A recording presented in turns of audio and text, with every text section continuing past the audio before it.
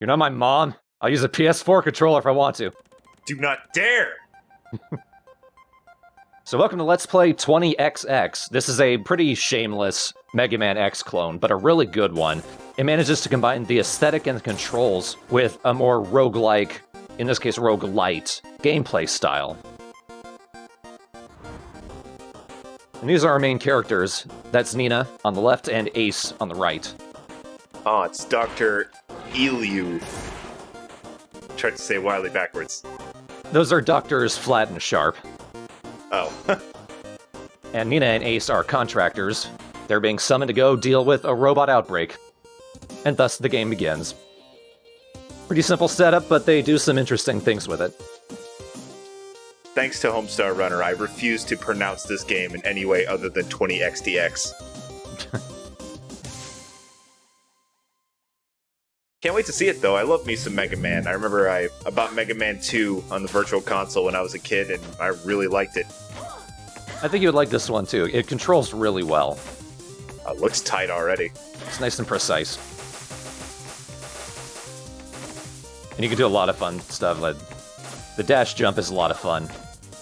And even in midair, you can control your direction and your descent reliably. Oh, really? And you can also dash jump off of walls, which can help a lot. Yeah, this game looks pretty tight. Usually you'll want to do it like right at the edge of the jump, though. So it's the tutorial, I assume. No roguelikes at this point. Not yet, unless you're really bad. Though I don't think we don't even have a health bar. So. But yeah, we've got a blaster. If you charge it up, and the enemies ahead of you are weak enough, the blast will continue through them to destroy more enemies behind them. Very Mega Buster. Yep. We also get data lore for killing a certain amount of enemies a certain amount of times, like 3 times. That includes the bosses, so you have to go through it multiple times. Oh, I love things like this so much. Just learning a little bit about the lore of like every little stupid thing. Yep. We got the Boomerang Blade. This is actually a boss weapon. It works differently in this game. Since it's a roguelike, you have the choice of getting the boss weapon after you kill the boss or not, but that means that you will lose them every time you start over. They tend to be pretty powerful, and they also have secret hidden utilities, which we will show off. In this case, the Charge Buster is more useful against them, but still fun. And that is a power-up. You are able to buy some permanent power-ups. Most of them are not. You're going to have to find them out on the level your own.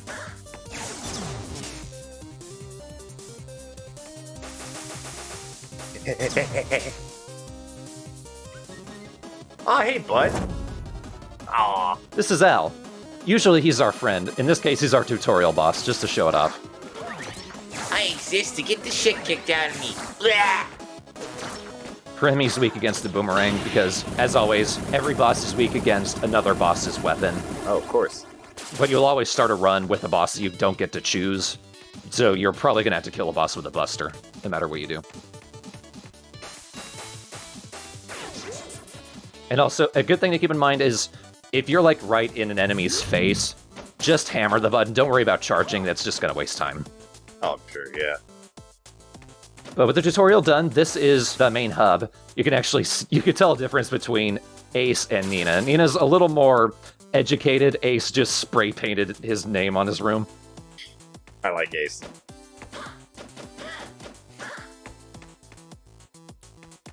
And, of course, there are leaderboards in a roguelike. Glory. I love it.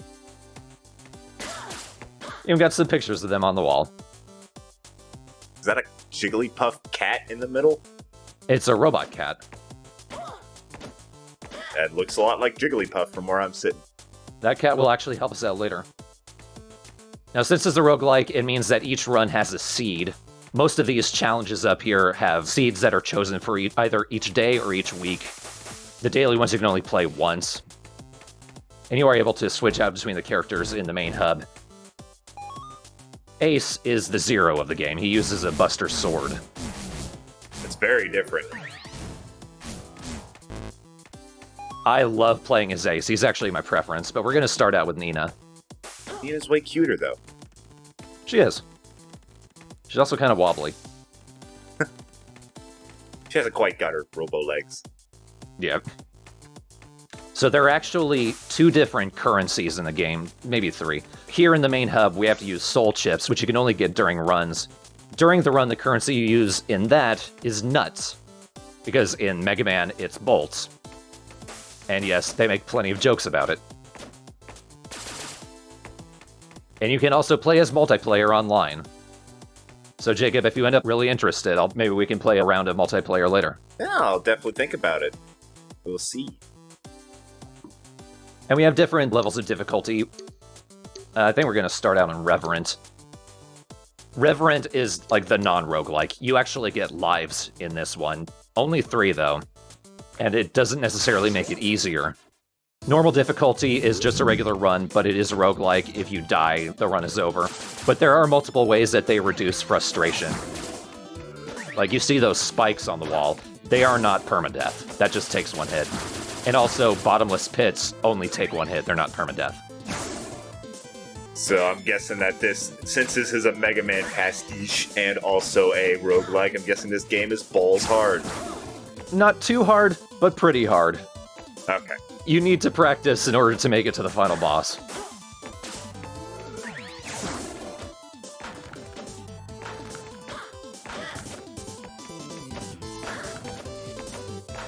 Every roguelike I've ever played has always just tried to dig its claws into my eyes, like Spelunky, Wizard of Legend, fucking, Immortal Redneck isn't so bad, but it's still pretty challenging, regardless. I'm glad to see, like, it's not too terribly difficult then. Not too much. It can kick your ass, especially later, because as you go through it, every level gets increasingly harder. It doesn't matter if you fought a boss before. If you fight it later, it will be harder, as well as the level in it. But this game is not Spelunky. It is much more fun than that. Spelunky just pissed me off. I love Spelunky, even though it's really hard. Also, I love the walking on the ceiling doodad there. Yep. I think that's one of the things that's mostly specific to this level layout. It's like, that one you don't need to, like, walk over a certain panel, you just jump to the ceiling and you start walking on it. Yeah.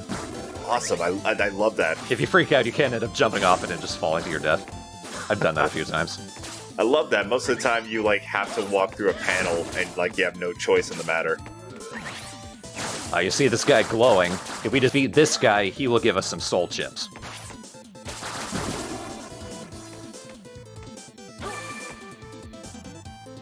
You hang on to your soul chips after you die, or if you actually complete a run. But the next time you go into a run, you lose your soul chips, so you have to spend them while you're in the hub. Pet peeve. Games with multiple currency systems kind of stick in my craw a little bit, because they always confuse me. It's pretty easy to keep in mind for this one, because you're not using any of the soul chips until you're done with the run. In the run, you can only use nuts, which you've already got a couple of. Right, it does sound like the currency system of Wizards of Legend, and even then it kind of confuses me, because, like, with the premium, like, keep it at the end of the run currency, it still feels like I'm losing some, even though I'm not entirely sure if I am or not. And it's just like, what is he? I don't understand. So you get to keep all your, like, soul chips when you die. Right. Okay. Easy enough. And here, this is the boss corridor. Usually there'll be a healing station of some sort. There might also be a store right where Nina's jumping there. But I don't need it, so let's take on the first boss. The twin astrals are one of the less fun bosses to fight. Oh. But they're really easy in level 1. What they do is, the one on the left is ice elemental, the one on the right is fire. And I just dropped an exploding platform on my head. They look like the offspring of Pyroar and Absol from Pokemon if they both had a child with Orisa from Overwatch. That's a layered reference. It is very layered. But I feel like most people will agree. Oh god, I did it again. I ended up making this much harder for myself. I think this was the first time I played the game in a while. Was recording for this. I had backup lives, that's fine. Luckily, level 1, no matter what boss you're fighting, they're gonna go down pretty quickly. Just keep hammering the button. Now, when you defeat a boss, you get this nice big chest. And also, if you look down right where Nina is, you see that present had exploded and there was a timer. The levels are timed, and if you defeat the boss before the timer runs out, you get a bonus chest. But the boss chest will have some kind of upgrade, and money and healing. Now, in the next room, you had the choice of either getting the boss power, getting some extra nuts, or getting another small upgrade. I'm generally going to go for the boss weapons just so I can show them off. Okay. Said nut stack. I thought it said nut sack. And here you can sort of see the differences between the two scientists. Sharp is supportive, Flat is not. And we also get a choice of one of 3 of the other bosses. And it just so happens that this next guy, little roly hamster dude, he is weak to the Astral's weapon, so we're gonna go for him. Oh, roly hamster, dude. He looks cool. He's an interesting boss. Uh-oh. Since this is the first one, you can't really tell, but the levels are actually randomized. It's not gonna be the same every single time. As you play through it, you can kind of tell the same level blocks that they reuse.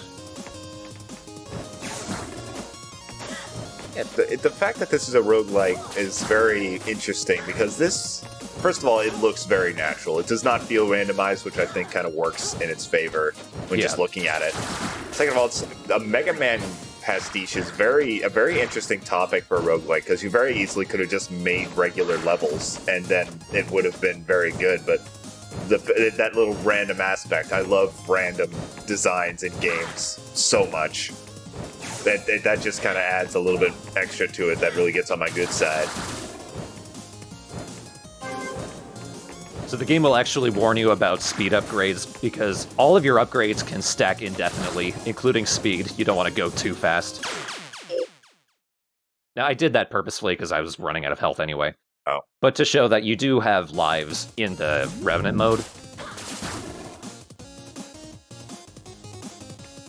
And you keep all your upgrades, so that's fine. No matter where you died, though, you do restart at the beginning of the level. And the enemies do respawn, but that does mean I can get some more soul chips. So you can kind of cheese it a little bit. You don't want to do it purposefully. Maybe early on so you can get more like soul chip-based power-ups, right? I would recommend just going through the level. Okay, fair enough. Go for gold. So this is actually a secret utility of the fire shield. It can block projectiles. But there is only one projectile that it can block without getting used up. Every other projectile is going to use up one of the fire blasts.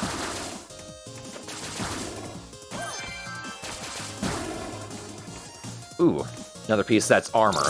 Those are basically free hits. You can see I've got 2 gray squares in my health now. Cool. And these are glory zones. These are small little challenges that if you can complete them, you will get a special upgrade.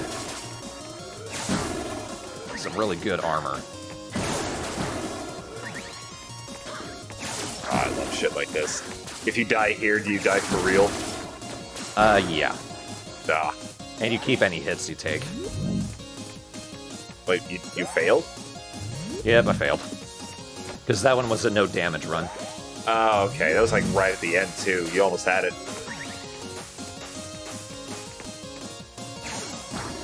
I finally remember what the upgrades are called. They're called augments. Or augs. And if you can complete the glory zone, you get a core aug, which is basically armor. There's multiple different sets of armor. And if you can get all the pieces of the armor, there's actually a set bonus. But there is an aug you can find that increases your attack, speed, and what have you by using core augs from different sets. So depending on what you get, you might want to try it. It's very unlikely you're going to get all the core augs anyway, but it's something to keep in mind.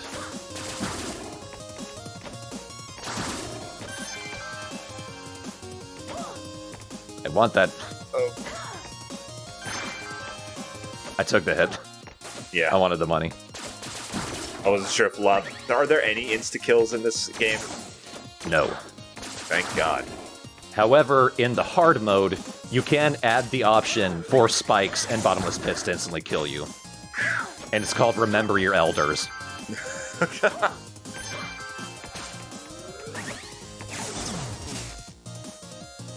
So those boxes, they do give you items. You might have also seen me destroying a metal chest. They call them chests, even though they're obviously boxes. And the scrap recycler is the shop. You see those rad boots? Yeah. I have the money for them. That's a Korog. And you can actually see on Nina, she now has different leg armor. Oh, yeah, kinda. Wish they were pink like the actual item, though. You would clash so much when you got all the other pieces. Yeah, and it'd be awesome. Oh, it's the fucking Jimmy Neutron RC Turbo Wheel from the year 2002. So you see the yellow numbers with the exclamation point. That means he's weak to it. Oh my god. When you do enough damage to him, he starts running around, starts bouncing off the walls. But if you use the fire shield against him, that stops his attack. Generally, what the boss weaknesses do is disrupt their attacks, which can be very useful. Now, if this were level 1, I would have been able to kill him immediately. Since it's level 2, and all the way through, like, level 6, he will split into 2. By, I think, like, level 6 or level 8, he will split into 4, so... Interesting. But he is actually the one who drops the boomerang blade, which we saw in the tutorial.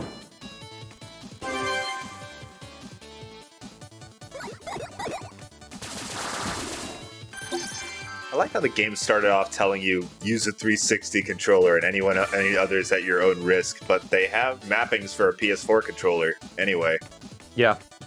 So, like, just bring that up. Maybe it's a leftover from an early version of the game. Maybe. Which, actually, if you remember that character that was holding the controller, that was an early design for Nina.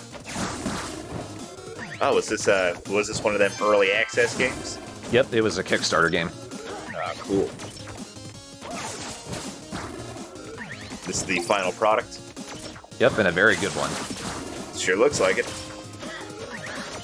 Some armor. Want to get it without getting hit. And also, we saw you get soul chips just by beating the boss, which is nice. If you do well enough, you'll gather up plenty of them by the time you get back to the hub. Now, this layout, the Foundry, I think it has my personal favorite song in the soundtrack. It sounds very heroic once it gets to the big melody. The music is excellent.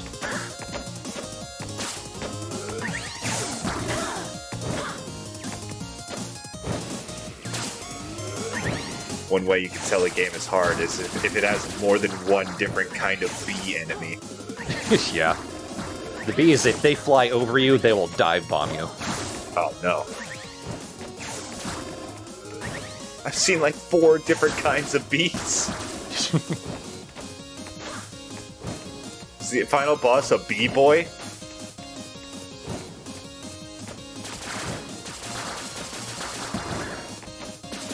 You'll see the final box is. I don't know why. Final boss is just something I always use to describe just any boss. Like, I did that all the time in the MDK2 Let's Play. I just refer to the boss of the level as the final boss. I wonder if that got confusing. This is something to keep in mind. If you look around in the level, there will be these little side paths. They'll either lead you to an AUG, or a store, or, if you're lucky, a new weapon. There are a lot of different weapons in this game? There's a few of them. Like, aside from the boss weapons, you can also give Nina and Ace different weapons, but you have to find a diamond chest. Basically, all of Nina's weapons are better than the regular Buster. But not for Ace? Ace has a couple weapons that are worse. But he also has a couple weapons that are ridiculously powerful.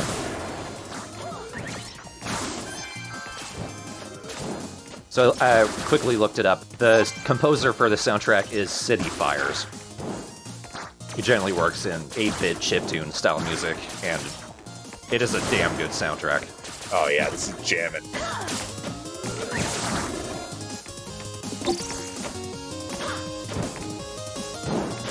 Right here, this part of the melody.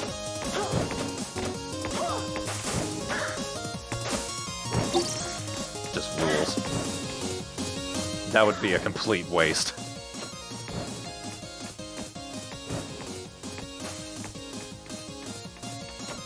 So something you might have noticed, since this is the second time we've gone through the Foundry level setup, but as you go through the level, you get stronger versions of the enemies you've already seen.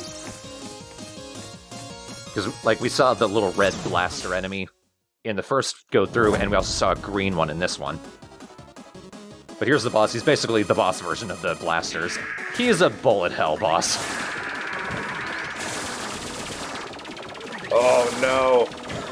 I can't fly.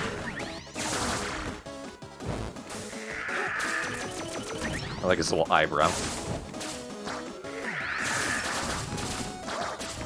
If you keep your distance, it's not too hard to dodge his attacks, but... as you can see, my Buster, not as strong against him as it was the early bosses. The difficulty ramps up. Yeah, this looks tough. Almost there. There we go. Yeah. What did he look like? I gotta keep the train rolling. He looks very familiar with those eyebrows. One nice thing is once the boss is defeated, any projectiles already out, any bottomless pits, none of them can do damage to you. You're in the clear. That was Heavy's gun from TF2. It just was. And it's titled Vera after Firefly. And Kerr here. Kerr was actually the robot that we saw in the intro cutscene. He's weak to Vera, so we're gonna have some fun. Kerr also has my favorite boss weapon, so I like getting him. It's a very exciting dragon. Oh boy! The Sky Temple, this is one of the more platformy level layouts. I like how it looks. This enemy type can be tricky. Yeah, you don't want to go underneath them. Is that technically another bee? No. It looks a little like one. He's an enemy that only shows up in the Sky Temple. Weird that you can jump through his chain. This rootin' tootin' robot. He looks like he was about to mine for gold. It's like a chain-armed gorilla. I think he's called a knight, actually. Some type of knight.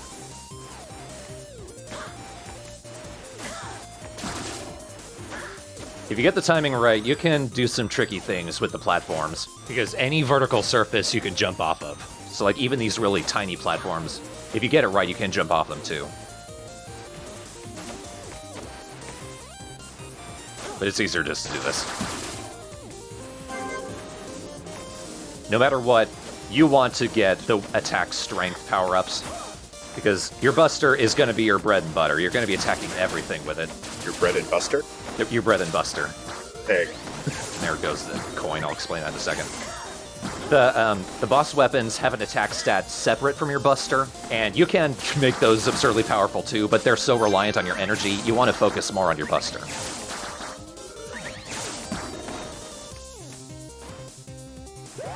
Now, this is cool. This is basically a tutorial for the utility of another boss weapon that we haven't gotten yet. The Sky Temple has a lot of those lasers, and that particular boss weapon destroys them permanently. Wait, so you get the boss weapon just in this glory area? Well, this glory area is specifically for using that, but it's just for as long as the glory zone lasts. That's interesting. It's basically a test. Do you know how to use this thing?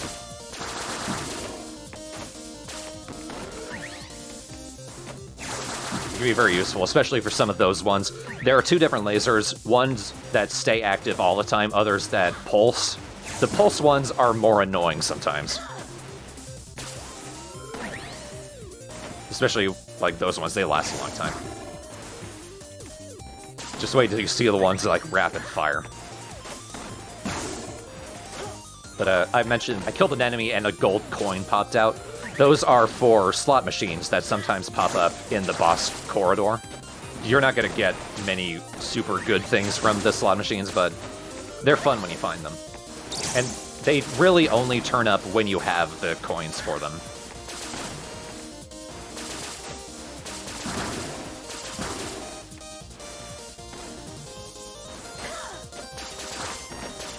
That you need to be careful. When you get a double jump, or you can also get like a mid-air dash or flight or a hover, you're going to use them a lot in your runs because they're so useful. But then you die, or you manage to complete the run, and then you start a new run and you forget that you don't have them.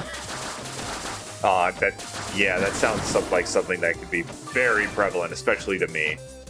They'll throw you off. Oh yeah, be careful. Those vending machines, they can give you health or energy depending on what they are, but they always have a chance of exploding after a point. And also, you might have noticed that one was more expensive than the one in the boss corridor we saw in the last level. That's because the boss corridor ones are by design cheaper. If you find them out on the level or in a store, they're going to cost a nut more. So it's a balancing act. And I wasted money. Hooray.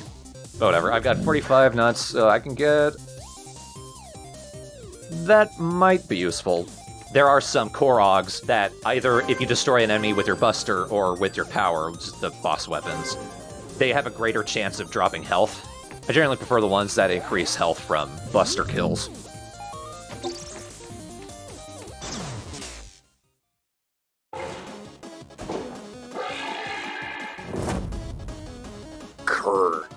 So this guy, he is weak against Vera, which is the heavy gun that we got.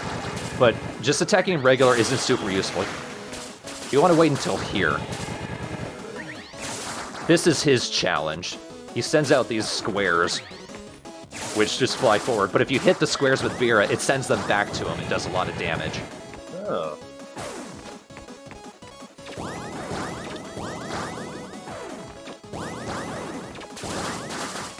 And if you want to, you can platform around them.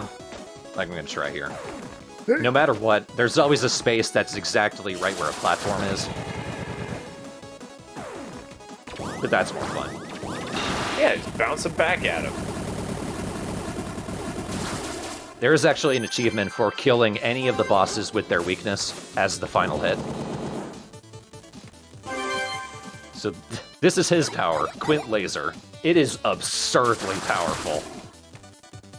Like, even without any power increase Augs. What does it do? You will see. Now, if you reach a point where you're like, oh my god, I'm exhausted, you can save and quit and return to where you were later. Thank God. Death Lotus is not weak to the Quint Laser. He's actually weak against the Boomerang. But, I'll use the Quint Laser after the point. What you can do, you can charge it up 3 levels, and then you will just release this huge square. It goes until it hits a piece of geometry. It will destroy anything in its path. Good thing you got that relatively early in the game, then. Yeah.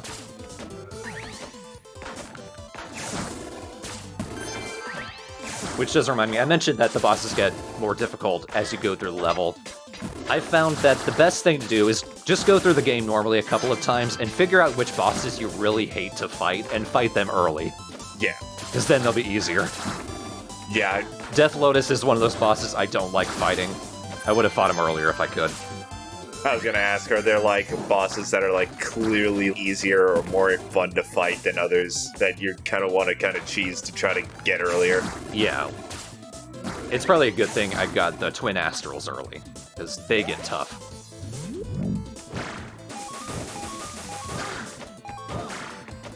This glory zone's kind of annoying. You can sort of follow where the traps go, but you want to speed quickly. You don't have that much time.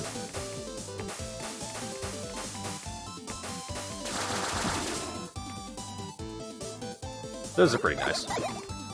So every one of the Korogs, alongside the utility that they specifically tell you, you also generally get a power increase, which is nice to have.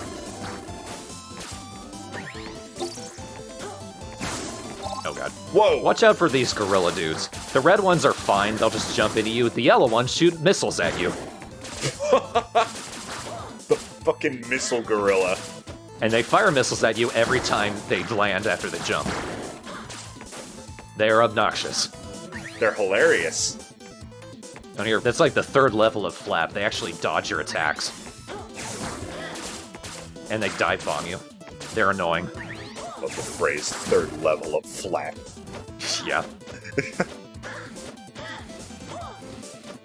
Can you wall jump off those moving blue boys? Oh, I guess you can. Yep.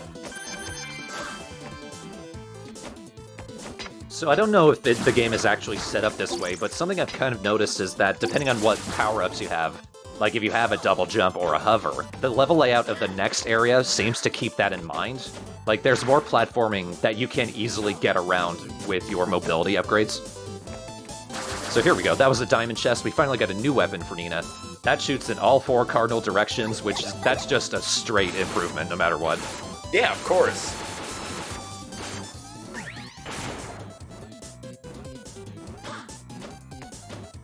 What you were saying earlier about the level design, about how like certain parts keep in mind previous parts, it just kind of adds to how natural this game is. Yeah. The only thing that seems unnatural is the spike design. Looks very like actual thorns and prickers kind of thing. And that seems very out of place in all this industrialness.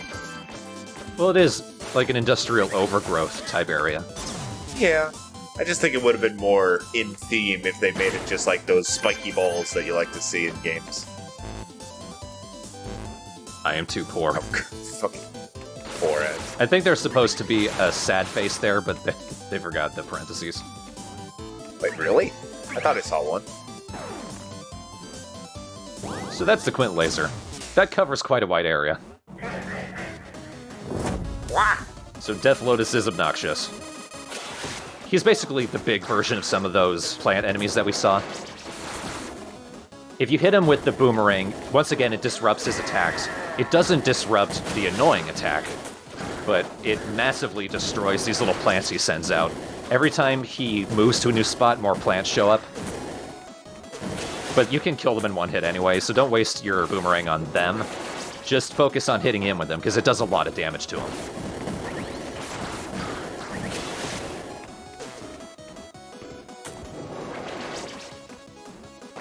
This one looks real tough.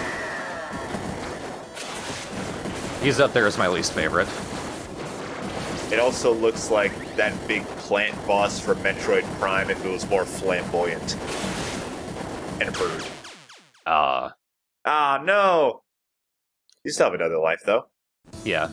Luckily, once you make it to the boss, you respawn there. You don't respawn at the start of the level. Take 2. That is such a flatulent sound effect for that weapon. And if you get it right, you're close enough to him that the boomerang goes through him. You can get a second hit when it comes back. Oh, that's so satisfying. I love weapons like that.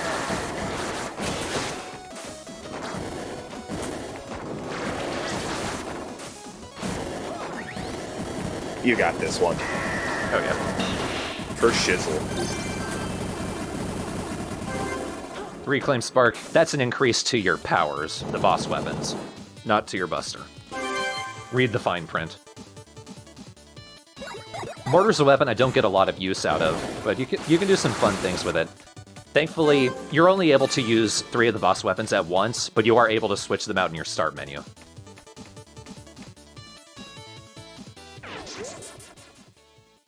Now this penguin dude...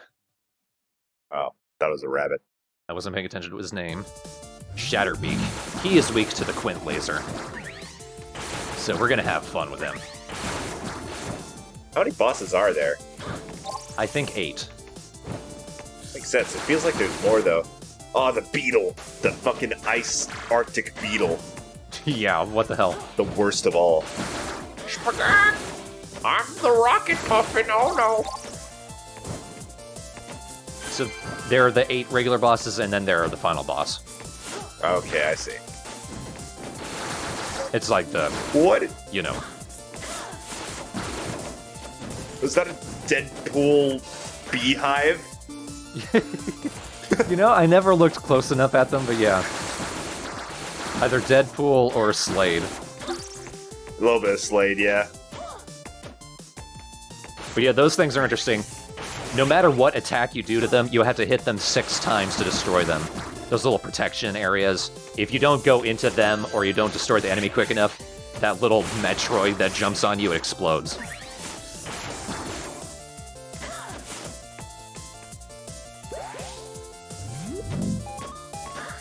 Another speed glory zone. This one's actually easier.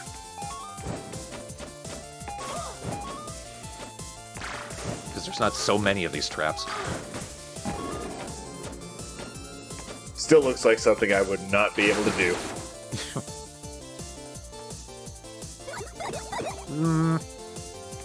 Energy refers to...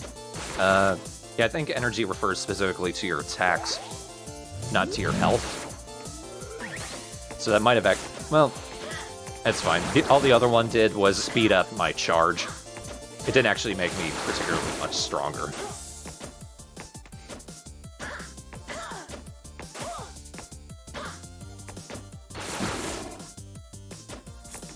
Now this level layout has little portals. Every time you approach one, another one will open up. That's how you know where the portal will take you to.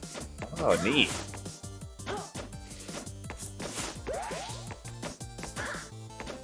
And also, for like a second after you come out of the portal, you're invincible, so don't worry if you teleport directly next to an enemy. I think I have enough to get everything. Yeah. Nom, nom, nom, nom. Oh no, there we go. Now that ice trap, I think, is the most annoying one in the whole game, because it's only active when you cross in front of it.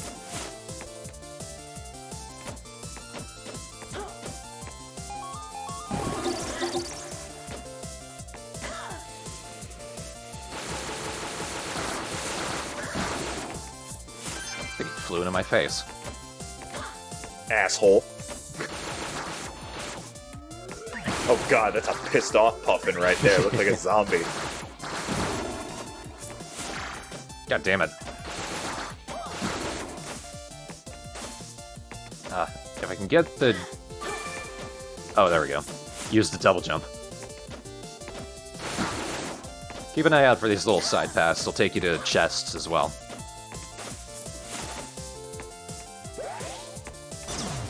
There's always one little trap right at the end of the area that you can easily cross, and sometimes like they'll help you across. I don't know why they're there. Maybe it's like a signal that these are the halfway points of each of the areas.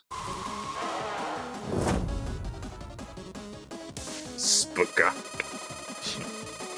So Shatterbeak, he's got those ice traps around the area, but he is super weak to the Quint Laser, so charge it up, and pretty much no matter where he goes, he'll get hit by it. Oh my god. What's the point?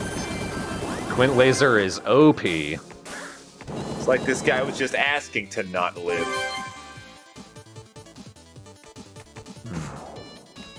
I never really used the mortar. So I'll just switch it out for Shatterbeak's weapon, which it sends out a regular shot until it hits something, and then it fires ice backwards.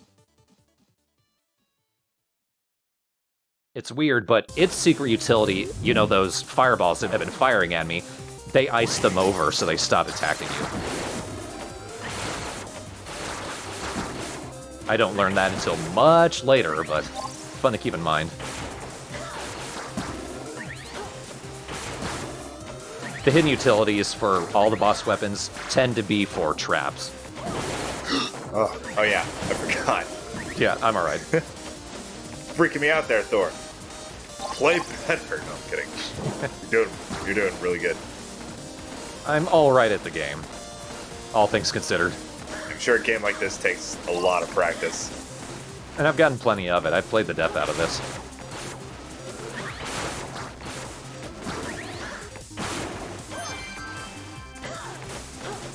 It's worth keeping in mind. Your first run, you're probably not going to make it to the end. If you do, good job, because it can be pretty tough. But also, part of the game is getting the soul chips, and then going back to the hub and buying permanent upgrades, buying better upgrades you can get in the levels, better weapons, things like that. That's how you really make it to the end later. There's no shame in failing the first time. Oh no.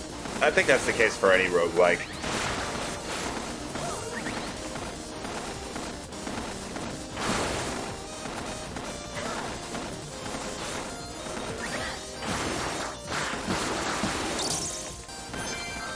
I like how the armor looks kind of like a cat. Maybe it's a reference to our cat. The little robot cat. Your armor? The armor upgrade. Oh, okay. It looks like a cat. Dang it, I missed the cat. It was right there, it's bouncing.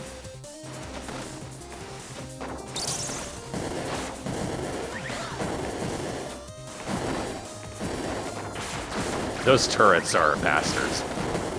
Oh god, they're hideous. The enemies with soul chips, they also have more health. So that guy having soul chips was a bad thing.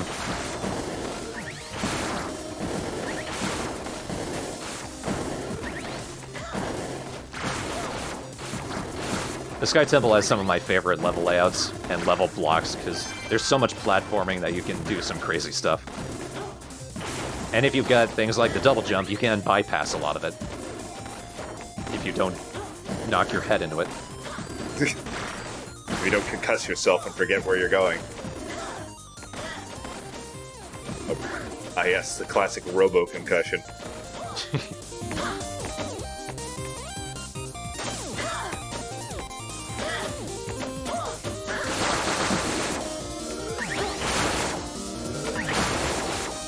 Looks like you have a lot of control in this game. You can just tell by looking at it just how tight and fluid everything is. Yeah. Doesn't take too much getting used to. You're able to catch on pretty quickly. Good.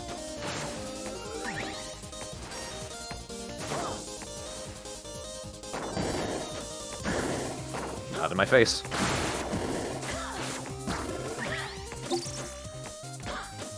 After a while, I kind of forget to take advantage of my Buster firing in all four directions. Because there's not that many enemies that are going to be under you or above you. Generally, they're going to be in front of you. Yeah, I've noticed that. Most of the time you hit things in another direction, it's while you're already shooting at something else. Like I'm not even paying attention to them. Yeah. It's always disappointing coming here and there's no shop. Ow. Explosive power-up. Oh.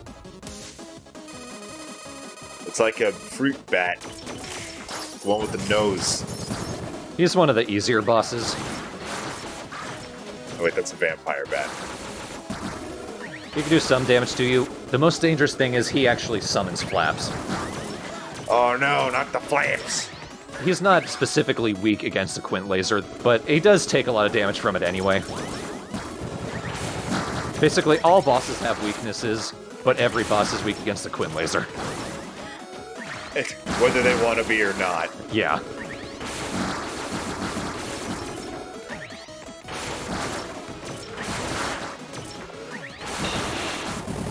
I really wish this character's name was King Flap. That would have been great, because Flap it's a great name for an enemy. Oh! That icon.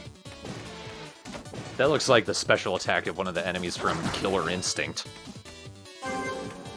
Like the final boss, at least on the Game Boy version.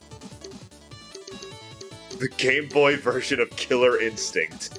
Yep, I had it. Now that's a fucking reference. It was hard. Was it? Was it hard or was it just bad? I was a kid. It could have been either or. So this is the final area. This is where I died. Oh. So, oh well. You are dead. We didn't get to see that boss. He's a pretty cool boss. He's very different from all the others. But we will see him eventually. But hey, that was the first run. I got some good progress. I'd say so. And yeah, the runs can last upwards of an hour. Get there one day. There we go.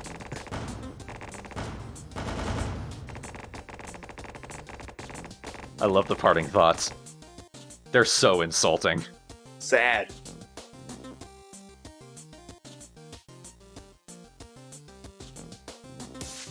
But we did well enough. We deserve a payment. Tiny animation, like thumb up. Kind of awkward expressions on Nina and Ace. But this is what payment is. Death. Oh! Assholes?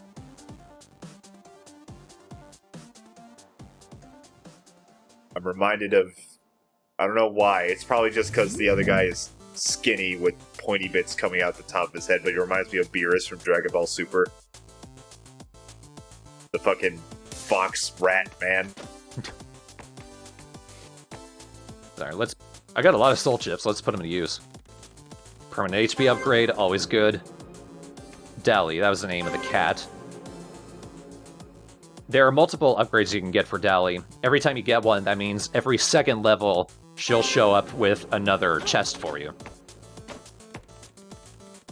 It can help you a lot. You are able to turn off and on the permanent upgrades depending on how difficult you want it to be. Over here, this is where you unlock new Augs that you can find out on the run. It says you'll start the next run with it.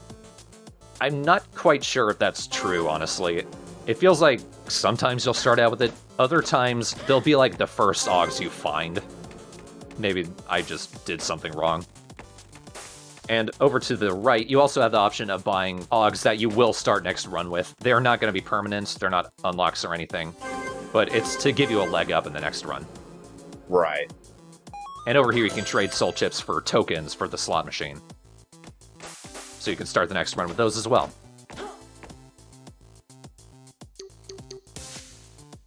I made a mistake of quitting so I could refresh the shop.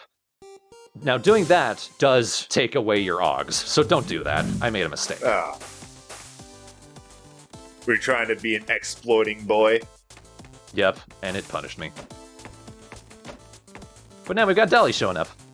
Oh, you cheap cat. And she purrs when you poke her. But that was the first run.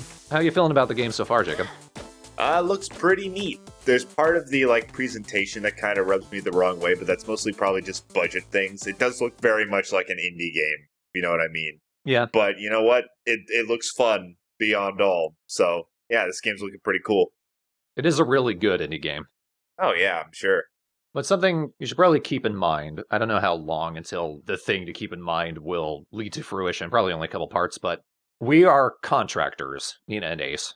And we're supposed to be helping Doctors Sharp and Flat with the city being attacked. When we failed, they blew us up, but then we respawned back in the hub. That is confusing, isn't it? And also, while we were going through levels, they were referring to us as it. So, something's not right here. No, I don't trust these boys anymore.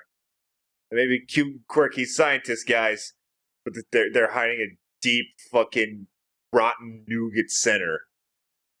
So in the next few parts, we're going to see what their deal is, and maybe actually make some real progress. I'll be keeping my eyes on them.